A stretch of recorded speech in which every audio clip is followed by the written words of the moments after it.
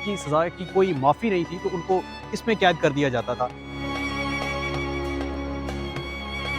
ये जो इमारत आप मेरे पीछे देख रहे हैं, ये फांसी घाट था। किसी को फांसी अगर होना होती थी, वो इस इमारत में होती थी।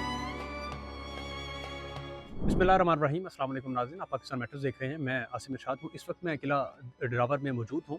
ये बहावलपुर में मौजूद है। बहावलपुर के चोलिस्तान के वस्त में, सहराए जो चोलिस्तान जिसको कहा जाता है, उसके वस्त में मौजूद है। और इसकी मैं एक ऊंची फसील के ऊपर खड़ा हूँ। मेरे अकब में आप मस्जिद देख सकते हैं, जो नवाबी मस्जिद से कहा जाता है, जिसे नवाब मोहम्मद खान अब्बासी ने जिसको तामीर किया था। इस मस्जिद के ऊपर भी बात करेंगे, लेकिन इस वक्त जो किला डिरावर है उसके बारे में थोड़ा सा मैं आपको बताता चलूँ कि इसके बारे में जो हमें रिसर्च की, तो कुछ चीज़ें हमारे सामने आई, वो भी मैं आपके सामने रखता हूँ कि इसकी बुनियाद 9वीं सदी में राजपूत भट्टी ख़ानदान ने रखी थी। और उसके बाद ये किला जो है वो हिंदू रियासत के कंट्रोल में भी रहा, और इसके ऊपर मरहटों ने हुकूमत की, सिखों ने हुकूमत की। और उसके बाद जो है 1733 में नवाब मोहम्मद मुबारक खान अब्बासी ने इसके ऊपर कब्ज़ा किया और इसको दफ़ाई निज़ाम का हिस्सा बना लिया। उसके कुछ अर्से बाद ही भट्टी राजपूतों ने दोबारा किले पर कब्ज़ा कर लिया। 1747 में नवाब मुबारक खान के बेटे नवाब मोहम्मद बहावल खान अव्वल ने उसे वापस हासिल किया और मज़ीद इसको मजबूत किया। किले की 40 बड़ी बुर्जनुमा दीवारें हैं, और जो इसकी जो ऊंचाई है उसके बारे में कहा जाता है कि ये 98 फुट बुलंदी है। जिस जगह पर मैं इस वक्त खड़ा हूँ, मेरे नीचे जो गहराई है वो 98 फुट है, और ये बहुत ज़्यादा गहराई है। किला सुर्ख ईंटों से तामीर किया गया है, जो अपने आप में एक हसीन नज़र आता है। जब आप सहरा में चल रहे हो और आपकी नज़र किले की दीवारों पर पड़ती है, तो एक खूबसूरत मंजर नज़र आता है।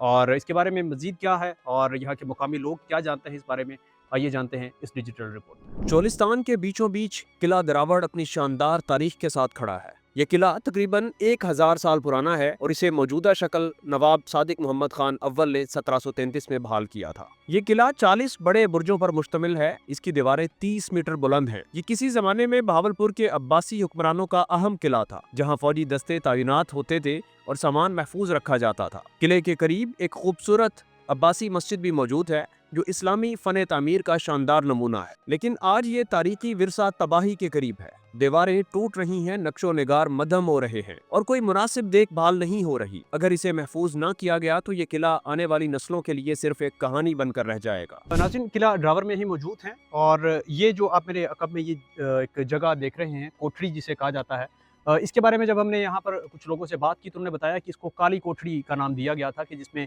जो मुल्ज़मान सख्त सज़ाओं के मुस्तहिक थे या कोई ऐसा जुर्म कर बैठते थे कि जिनकी सज़ा की कोई माफ़ी नहीं थी, तो उनको इसमें कैद कर दिया जाता था।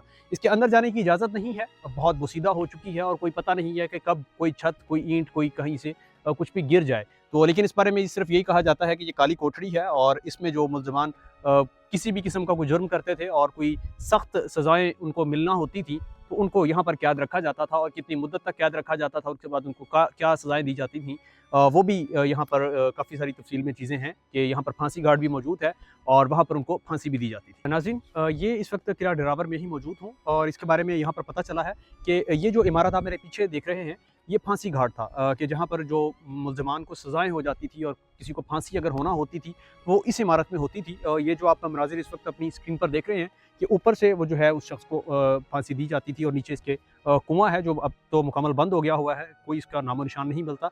यहाँ पर उनको फांसी दी जाती थी। यहाँ हर साल हजारों सयाह आते हैं, खास तौर पर चोलिस्तान जीप रैली के मौका पर, जब ये इलाका जिंदगी से भर जाता है। लेकिन अगर इसकी देखभाल ना की गई तो ये खजाना आहिस्ता आहिस्ता खत्म हो जाएगा। किला दिरावड़ हमारी तारीख और विरसे की निशानी है। हमें इसे बचाने के लिए हुकूमत और अवामी सतह पर इकदाम करने होंगे, ताकि ये अजीम किला आने वाली नस्लों के लिए भी महफूज रहे।